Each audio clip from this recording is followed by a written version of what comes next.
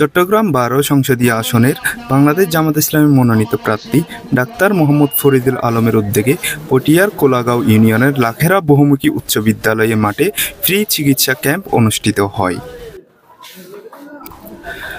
শুক্রবার সকাল ৯টা থেকে শুরু হওয়া চিকিৎসা ক্যাম্পে বিভিন্ন শ্রেণী পেশার নারী ও পুরুষ চিকিৎসা সেবা গ্রহণ করে। মেডিসিন, হৃদরোগ, চর্মরোগ, শিশু ও গাইনি বিশেষজ্ঞের অভিজ্ঞ ডাক্তারদের দ্বারা এই চিকিৎসা সেবা পরিচালিত হয়। অভিজ্ঞ ডাক্তাররা রোগীদের বিভিন্ন রোগের পরামর্শ ও প্রয়োজনীয় চিকিৎসা সেবা প্রদান করে। এছাড়া ফ্রি ব্লাড গ্রুপিং, ইসিজি ও ডায়াবেটিস পরীক্ষা করানো হয়। সাধারণ রোগ প্রতিরোধের বিষয়ে সচেতনতা তৈরির উদ্যোগ নেওয়া হয়। গ্রামের সাধারণ মানুষ এই ধরনের উদ্যোগকে স্বাগত জানিয়ে আয়োজকদের ধন্যবাদ জানায়। আয়োজক ডাক্তার মোহাম্মদ ফরিদুল আলম বলেন, ভবিষ্যতেও নিয়মিতভাবে এই ধরনের ফ্রি চিকিৎসা ক্যাম্প আয়োজন করা হবে। আমি একজন ডাক্তার হিসেবে এটাই আমার প্রধান লক্ষ্য। গরিবরা যেন চিকিৎসার অভাবে কষ্ট না পায়, সেই লক্ষ্যে কাজ করে যাব ইনশাল্লাহ।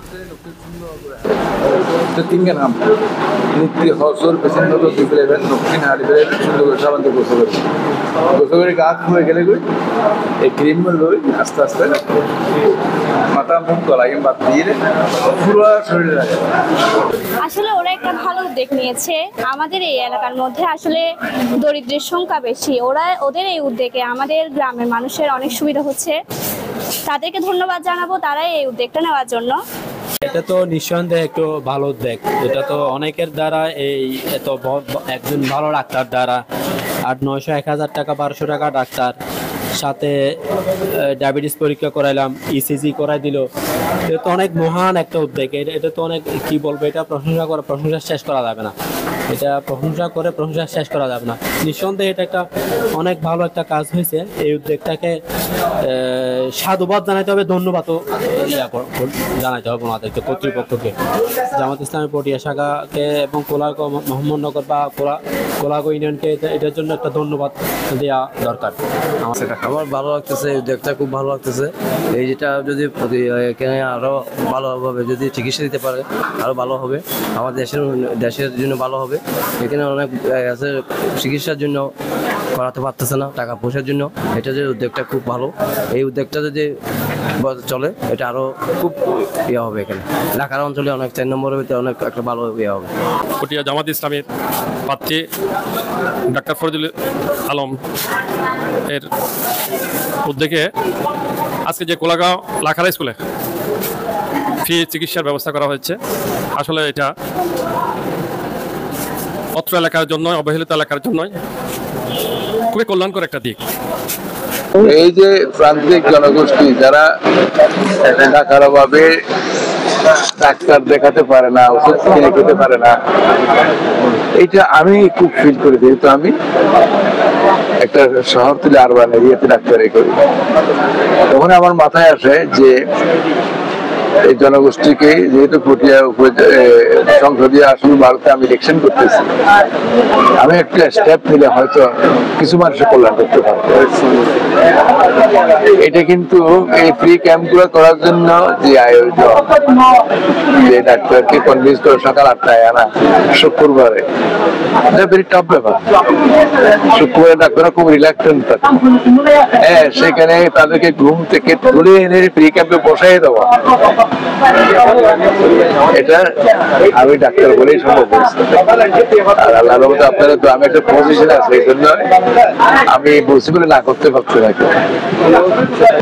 আমরা গত সপ্তাহে যেটা কুসুমপুরা ইউনিয়নে করেছি, সেখানে 600 রোগীকে আমরা চিকিৎসা করেছি।